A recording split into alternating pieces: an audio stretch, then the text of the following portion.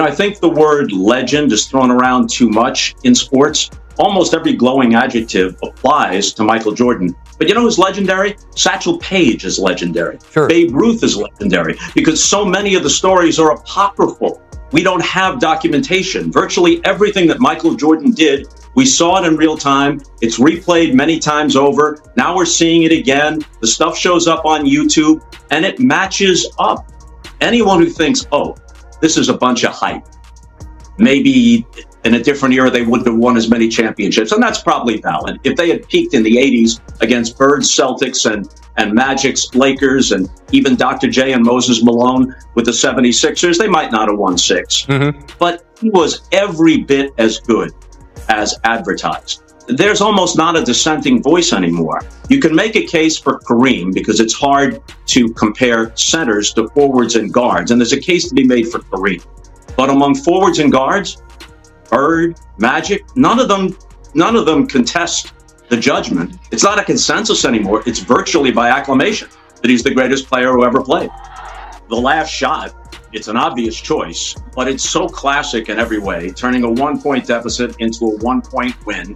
They would have been up against it if there had been a game 7 3 nights later in Salt Lake City with Pittman hobbling around. So that has to top the list.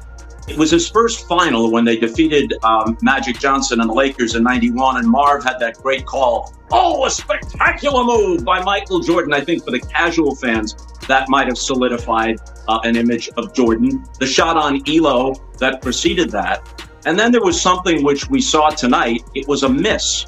But think about it. Reggie Miller hits a shot that in any other game, that's the end of it. It's a wonderful buzzer beater by Reggie Miller. It's classic Reggie. There's 0.7 seconds to go. Michael takes the inbound pass, moving from right to left, so he's moving in the wrong direction. Right. He's got 2 defenders on him. He's got a double pump to free himself, and he damn near makes the shot. It spins out. Everyone's holding their breath. I mean, do you really think anybody else would have had a chance in that situation? Didn't seem like it to me, and I was sitting there watching. Some words in sports have been used so often they've lost their meaning, legend being one of them. Once reserved for the rare few who transcended time, it's now tossed around like confetti. But as Bob Costas, one of America's most respected voices, once drew the line, there are legends, and then there's Michael Jordan. Satchel Paige and Babe Ruth belong to myth, their stories blurred by time and retelling. Jordan's story, though, it's not myth, it's documented truth. Every leap, every hang in midair, every cold-blooded dagger lives on film, replayed for decades, still giving goosebumps every time. Costas put it perfectly. Kareem ruled the big men, but among guards and forwards, Magic nodded, Bird bowed, and the world agreed. Jordan stands alone. The evidence is endless. The 1998 last shot, turning heartbreak into history. The 1991 switch-hand layup against the Lakers, rewriting physics in real time. The 1989 buzzer beater over Craig Ello, birthing basketball's deadliest closer. Even near misses like the Reggie Miller duel became epic because only Jordan could make defeat feel cinematic. These moments aren't folklore, they are recorded proof. Every dunk, glare, and hang time defied logic in front of millions. When Jordan rose, the world rose with him. When he sealed a game with one flick of the wrist, millions held their breath in unison. That's what separates him from every other legend. His greatness wasn't whispered through generations. It was witnessed, captured, and archived in living color. Myths fade. Jordan's reality endures. He didn't just redefine greatness, he became its very definition. Think back to 1991, when Michael Jordan didn't just dethrone Magic Johnson's Lakers, he dismantled a dynasty in real time. In 1992, when critics insisted Clyde Drexler had a better jumper, Jordan silenced the world by draining 6 three-pointers in a single half, ending that debate forever. Then came 1993, when La Bradford Smith scored 37 points on him. MJ didn't just take note. He invented a personal slight, a fake insult, just to fire himself up, then dropped 36 in one half the very next night. Who manufactures disrespect just to fuel destruction? Who bends reality through pure obsession? Only Jordan. Even Isaiah Thomas, his fiercest rival, admitted it. Magic knew it. Bird knew it. Everyone who faced him became a chapter in his legend. Because when your enemies acknowledge your greatness, the debate is over. Jordan wasn't like Mike. He was Mike. And Mike was unlike anyone else, where myth and truth became one. His immortal moments didn't just decide games, they stopped time. He didn't just play basketball, he rewrote its physics. Take the final act in 1998, Game 6, Salt Lake City. Bulls down 1. Pippen limping. The dynasty on its last breath. Jordan faces Brian Russell. 1 cross, 1 fake, 1 rise. The ball arcs. Silence fills the arena. Swish. Championship number 6. Curtain closed.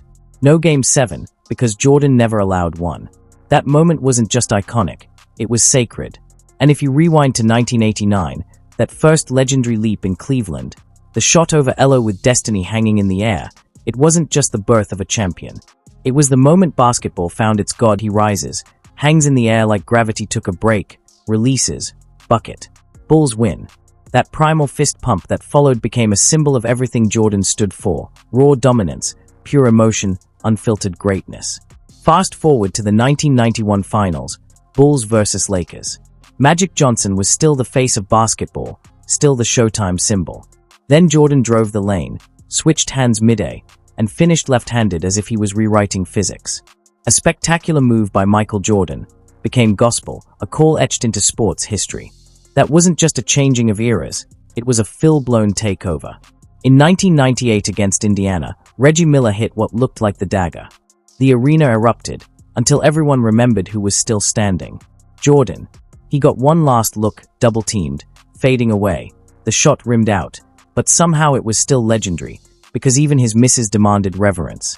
These weren't just moments, they were prophecy fulfilled. Jordan didn't play basketball, he commanded it. So when Bob Costas spoke of him, it wasn't opinion, it was testimony. We all witnessed it, live, Jordan building temples of greatness before our eyes, serving as both architect and executioner. His real weapon wasn't the fadeaway, it was fear. Some athletes earn respect, others admiration. But Jordan, he made opponents tremble. Kevin Garnett said it perfectly. Standing across from MJ felt like staring into the sun. There was a glow, an aura that warped reality. Players slowed down, confidence cracked, and Jordan sensed it. He thrived on it. Fear was his first victory every night. He didn't need to score to beat you. One glare, one smirk, one sentence, and your game collapsed. Just ask Muggsy Bogues. When MJ sneered, "Shoot it, midget," Bogues did, and missed. His confidence never came back. Mutombo once dared to boast that Jordan had never dunked on him, and the next game, MJ rose over him, slammed it home, and mocked his finger wag right back. Lesson learned, don't taunt the predator. Utah's owner once shouted, "Pick on someone your own size," and Jordan answered by dunking on a 7 feet 1 inch giant, screaming, "Is he big enough for you?" Silence followed. That was psychological warfare. Jordan didn't wait for disrespect. He created it, then annihilated you for it. La Bradford Smith said, "Good game, Mike." And Jordan twisted it into a vendetta, dropping 36 in one half the next night. Not even teammates were safe. Practices were bloodbaths. Kerr got punched, Brown got bullied, Burrell got roasted. But later they all admitted they became tougher, sharper, hardened by fire. That wasn't cruelty. That was construction. Jordan didn't just want to win. He wanted to break you first. Fear wasn't a reaction to his greatness. It was the weapon that fueled it. Kobe had respect. Shaq had dominance. Iverson had electricity. Bird had swagger. But Jordan carried something else, a spiritual force that broke men before the opening tip. Players who faced him don't recall stats. They recall sensations. The heavy silence before the jump ball, the sweat on their palms, the pounding heartbeat that whispered, "He's coming." Because once Jordan locked eyes with you, the game was already over. The realization hit every opponent the same way. Doom had just entered the arena wearing number 23. His presence wasn't just intimidation, it was prophecy. Step into his orbit, and the outcome was already written. Jordan made fear part of the game, part of the theater, part of his strategy. That's why his shadow still stalks every generation that follows. His hunger wasn't confined to the court, it consumed everything. It didn't clock out at the buzzer.